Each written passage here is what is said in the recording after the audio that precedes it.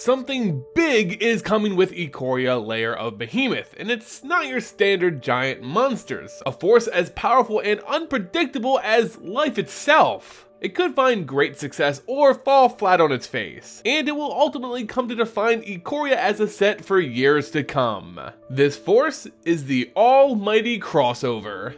On a plane full of monsters, the greatest monster ever to meet pen and paper makes his debut in Magic the Gathering. Let them fight! Godzilla has appeared in Ikoria Lair of Behemoths.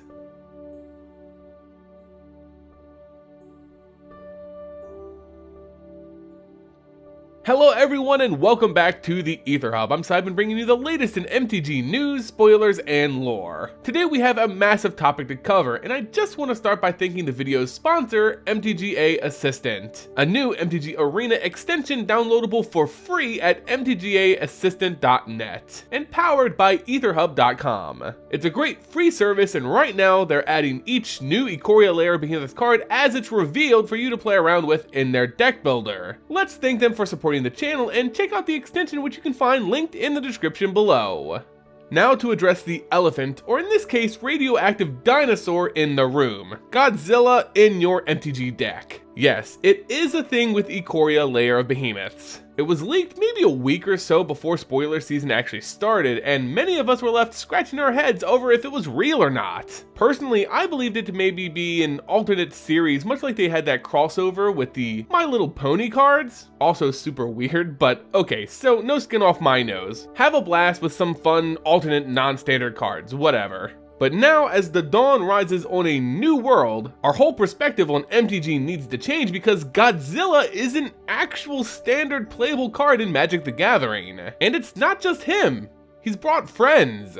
In this video, I'll go over everything you need to know about this crossover situation, along with my personal feelings and answering the question I know all self-respecting Vorthos out there are asking themselves: is Godzilla really canon in MTG lore? Let's get started.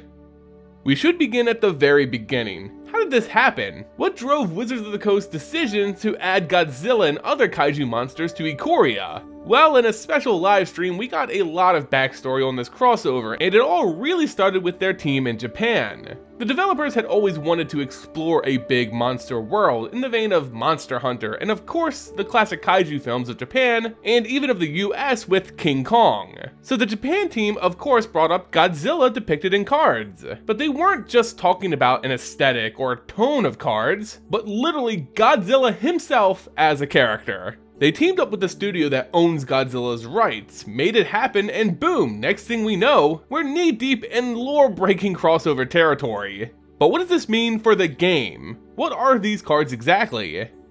I gotta be quite honest with you guys, I'm not a huge fan of Godzilla. It's not that I don't like the films or the history or any of that, it's just that I never had the urge to watch kaiju films. I never got into them, and so right now I'm feeling like this crossover misses the mark for me personally. Worst still, I see so many of my friends and colleagues on social media pining over this, and because it's not my cup of tea, I feel like I'm missing out. As a result, while learning about Godzilla being in-game, I thought it was a massive mistake. Crossovers are always really tricky business and risk ruining the integrity of two different universes rather than making either one better. Godzilla in MTG opens up a vast can of worms, especially for a Vorthos like me who cares about the story. I mean, what do I say when a radioactive lizard that tore up Japan and New York suddenly appears on a plane in the multiverse? That was the situation I was in when I learned about these cards. But luckily, I've calmed down, learned more, and it's not as bad as I first thought. And that becomes clear once you realize what these cards are.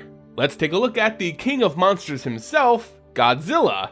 You'll notice he has some subtext underneath the card name. That is the true card here. The Godzilla name, title, and art act more as a skin, alternate card art, but in an actual printed format. It's a cover used over top of a real card represented in the set. That means, and this is really important, that Godzilla and his universe are not canon in MTG lore. Vorthoses can lean back and sigh in relief, because boy howdy, I was not anticipating making a whole lore video about Godzilla and his like 80 years of cinematic history? As someone who doesn't know anything about Godzilla, that was quite the daunting thought.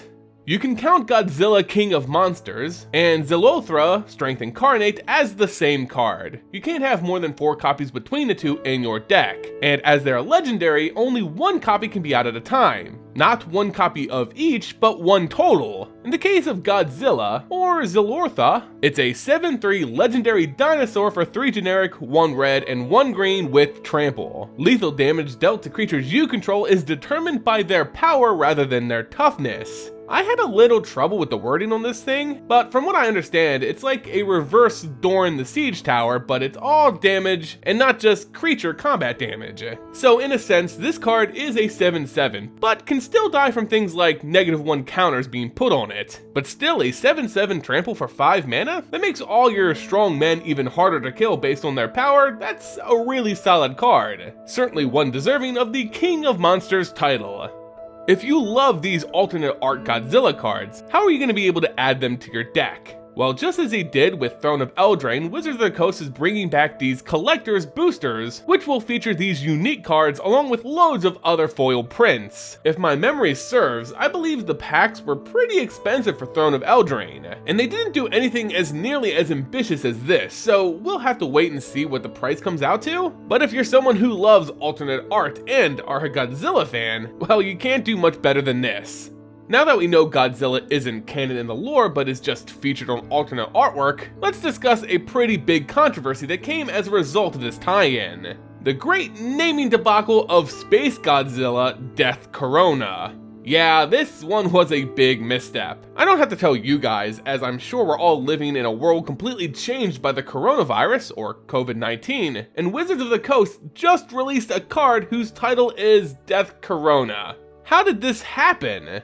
If you're not a huge fan of Godzilla like me, this card's title comes off as a sick joke, right? Like something a 14-year-old on 4chan would cook up with his school's free edition of Photoshop to antagonize people online. However, that's not the case. This is a real card that was really approved and printed by Wizards of the Coast, and will be available in the first rounds of collector boosters.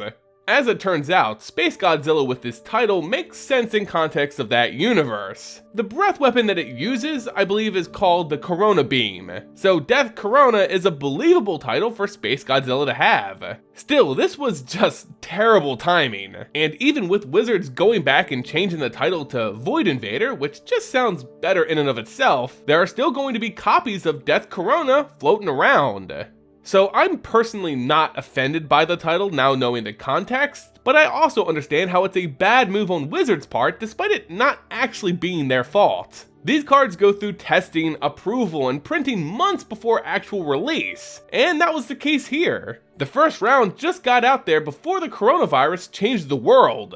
But perception is everything, and this just looks bad, plain and simple. On the other hand though, Spacegodzilla Death Corona will inevitably be one of the most sought after collector items in recent MTG history. It's essentially a misprint tied to a massive world-changing event with a very small print window. Try and get your hands on one of these because it'll be worth a pretty penny on the secondary market, I'm sure. For those wondering, Spacegodzilla Death Corona, or now Void Invader, is alternate art for the card Void Beckoner, an 8/8 nightmare horror creature with Death Touch for 6 generic and double black. It has cycling for 2 generic and a single black, which allows you to discard it and draw a card. If you cycle Void Beckoner, you can put a Death Touch counter on target creature you control. As an uncommon, I kinda like this card. Yes, it's massive with a massive cost, and honestly, is Death Touch even that good for a creature with 8 power? I mean, I'd rather have Trample once you get to a size this big, but sure, Death Touch helps. The great thing about this card is its flexibility. Yeah, you can always slam it down for 8 mana late in the game as a big threat, but early on you can cycle it and get some value by giving another creature you control Death Touch. Certainly not the best card I've ever seen, but offers some versatility in a limited format as either a bomb or a situational cycle. Anyway, that's gonna do it for this video, guys. I had to get something quick out there because I was bombarded with questions about Godzilla being canon in MTG lore. While I can't speak to your own headcanon, I mean, if you want Godzilla in your multiverse, go right ahead. But in terms of the official lore, we can say this crossover doesn't really mess with the fundamentals of Magic the Gathering. But I'm sure you all have your own opinions about these Godzilla alternate art cards. Do you like them? Hate them? Do you wish they were actually in the canon? Let me know in the comment section below. If you enjoyed the video, make sure you support the channel by hitting the like button, subscribing to the channel, and ticking that notification bell so you never miss out on a new video's release. As always guys, thank you all so much for watching, and until next time, see ya!